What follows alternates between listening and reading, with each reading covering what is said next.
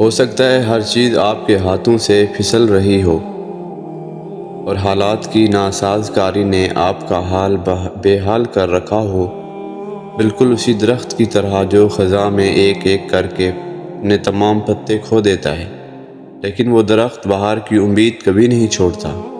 اسی طرح آپ بھی اپنے رب سے مایوس نہ ہوں، اور جو دعائیں صدق کے دل سے مانگی جائیں وہ دعائیں عرش تک پہنچ جاتی ہیں۔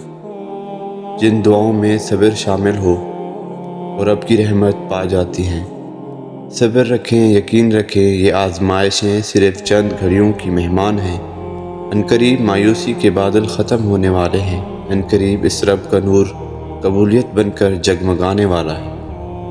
اللہ نے آپ کی امید کو اسی لیے برقرار رکھا ہے کیونکہ اس نے عطا کی ساری تیاریاں کر رکھی ہیں۔ نبی کریم صلی اللہ علیہ وآلہ وسلم نے فرمایا، تم میں سے ہر ایک اپنی ساری حاجتیں اور ضرورتیں اپنے رب سے مانگے، کیونکہ وہ تمام در اختیارات اور بھلائیاں اس رب کے ہاتھ میں ہیں۔ لیکن مسئلہ تب آتا ہے جب آپ لوگوں سے امید لگائے پھرتے ہیں۔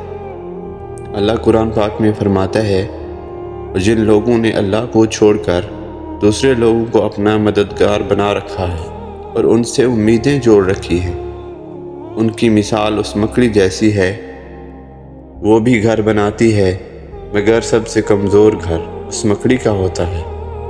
کاش آپ جان پاتے کہ اس رب نے جو چیزیں آپ کے لیے بنائی ہیں وہ خود آپ کو تلاش کر رہی ہے۔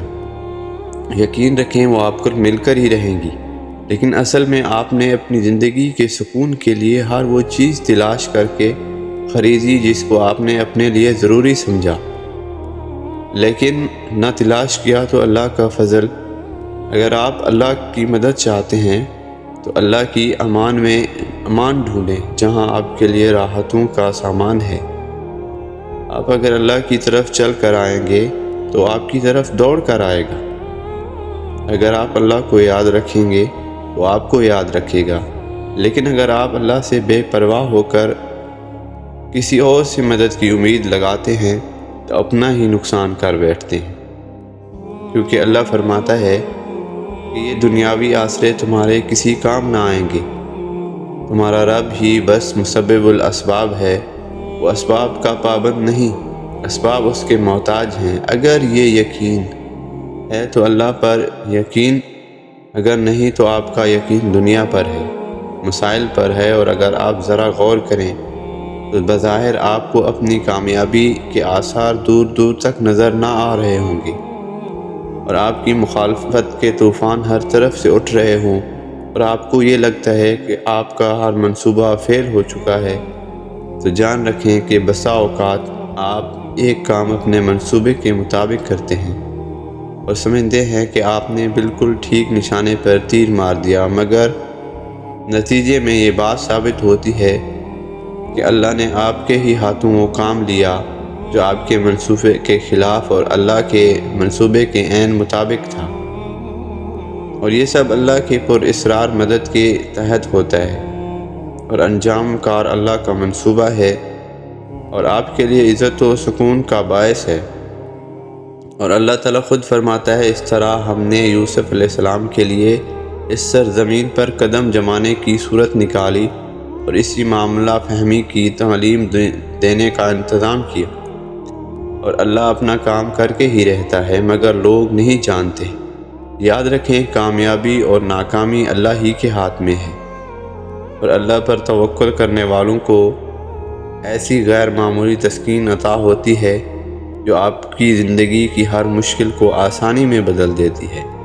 اس لیے اس سے مانگیں جو کہتا ہے مجھ سے مانگو، کیونکہ وہ رب تو ایسی پاک ذات ہے جو آپ کی فریاد کا انتظار کرتا ہے۔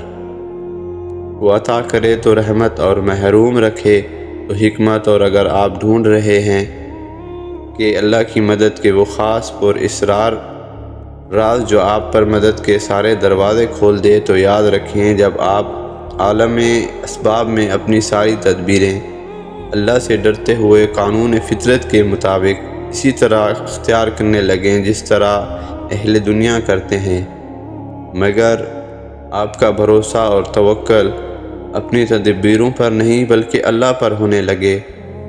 بہت سے لوگ ایسے دیکھے ہیں جو اللہ کی راہ میں لگ جائیں تو چند سالوں کے بعد شدید قسم کی ڈپریشن کا شکار ہونے لگتے ہیں۔ یہ زندگی کیوں نہیں بدل رہی؟ اب اگر زندگی نہیں بدل رہی تو پھر کیا واپس پلٹ جانا ہے؟ اللہ پر ہرگز کوئی دباؤ تو نہیں ڈالا جا سکتا، نہ ہی اسے مجاہدے کر کے قائل کیا جا سکتا ہے۔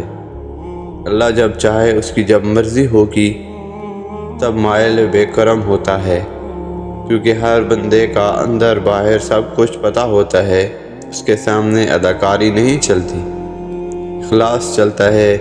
ایسی صورتحال بڑے سخت امتحان میں بدل جایا کرتی ہے۔ انسان خود کو پوری شدت سے بدلنا چاہ رہا ہوتا ہے، لیکن اللہ کا ارادہ ابھی مزید تربیت کا ہوتا ہے۔ اپنے ارادے، اپنی مرضی اور اپنی خواہش کو اللہ کے سپرد کر کے دعا کرتے رہنا ہوتی ہے۔ جب اس کی مرضی ہوگی تب ہی بات بنے گی۔